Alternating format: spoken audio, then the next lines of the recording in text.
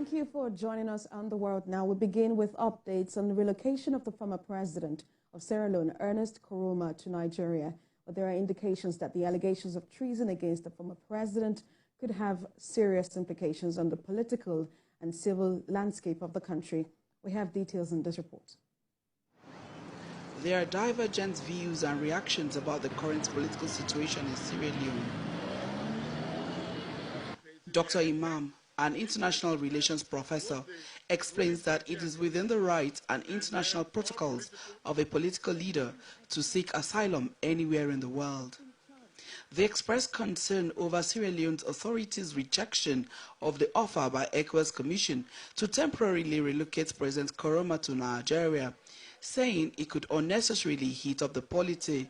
The implication would be very serious. What is happening there could implode and explode, and then take Sierra Leone back to its. Everybody is praying that it doesn't go to the conflict era where the country lost more than 50,000 people during its civil war of 1991 to 2002.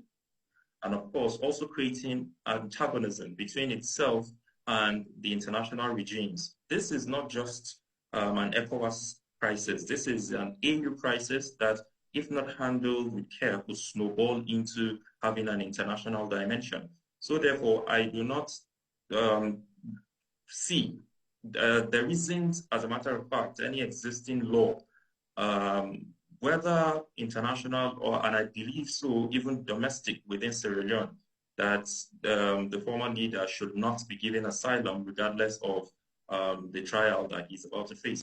They also suggest that ECOWAS intensifies the use of diplomacy. ECOWAS must invoke some of its instruments, which allows it some degree of liberty to be able to incur into the situation, to be able to speak to the leadership of Sierra Leone to come to an understanding, to have a reasoning, and allow or grant the asylum for the former leader to come and have his stay in Nigeria while the trial is ongoing. It's in their interest, in the interest of both the ruling party and the opposition, and then all political actors in Sierra Leone, to collaborate and cooperate with ECOWAS, and to make sure that the country gets back on track for peace and then development. Issues such as this emphasizes the fundamental role leaders play in ensuring political stability and the need for ECOWAS to strengthen its instruments to be able to wield the necessary influence in the region. Moya Thomas, TVC News, Abuja. All right, let's bring in our foreign affairs correspondent, Moya Thomas. She joins us from Nigeria's capital, that's Abuja. Moya, thank you so much for joining us and keeping tabs on this developing story. What evidence has been presented to support the charges of treason against the former president?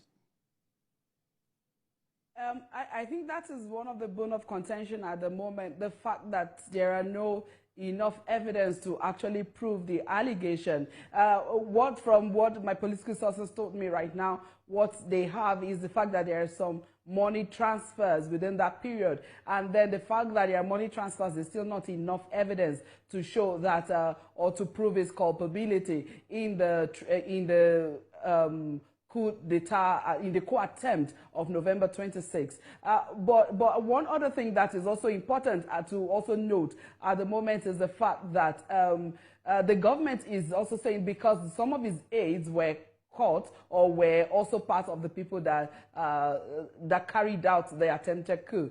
But from what I also gathered from some citizens of the country, some of my colleagues in Sierra Leone that I spoke with, they said that a lot of these aides do not work with him personally anymore in his personal capacity. So it's wrong to actually hold him on the fact of what some other persons did.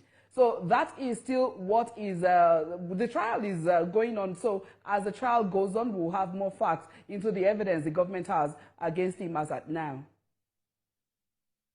Stand trial in courtroom on Wednesday, but talk to us about the reaction of the public to these charges, because it seems that the former president seems to be a favorite of the people. Actually, that is also one of the things I gathered, that he's very popular, he's loved. His policies were people-friendly, and he ruled the country between 2007 to 2018, which is a long time. So he had actually built this he has built this goodwill with the people. So going by that, it is also one of the reasons the ECOWAS is moving in to ensure this does not escalate or de-escalate or become another civil war in Sierra Leone. Sierra Leone is very fragile at the moment. We can never forget the civil war of 1991 to 2002, where over 50,000 people died. So due to that, it is really the reason why ECOWAS is going strong on ensuring that this does not result to an ethnic division. And because right now people are saying because former President Koroma is from the north and the current President Madabio is from the south, is one of the reasons his lawyer actually called it a political vendetta. So that is reasons why the people and ECOWAS really need to put more pressure on President Madabio to give in to the proposal or to the request of ECOWAS so that there will be peace in Sierra Leone.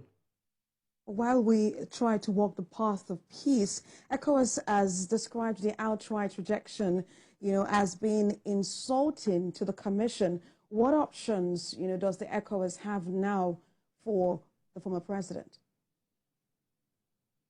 So we are also still hoping that diplomacy and all the instruments of ECOWAS is the only thing ECOWAS will rely on to get this action done, relocating him temporarily to Nigeria. And for now, we have not, as journalists, we're yet to get the next line of action from ECOWAS. So we're waiting on them to let us know what the next line of action. But from what the experts have said, it is time for ECOWAS to actually strengthen its instrument so that it could do what it needs to do across the region in situations like this.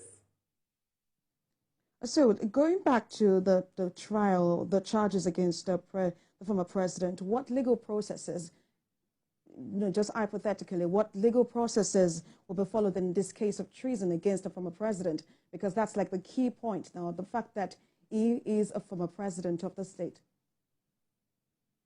Okay, if I get you right, I think you're asking what legal instruments they could use. The Penal Code of Sierra Leone, pardon me, says if he's found guilty of treason, he could face life imprisonment. That is what the Penal Code of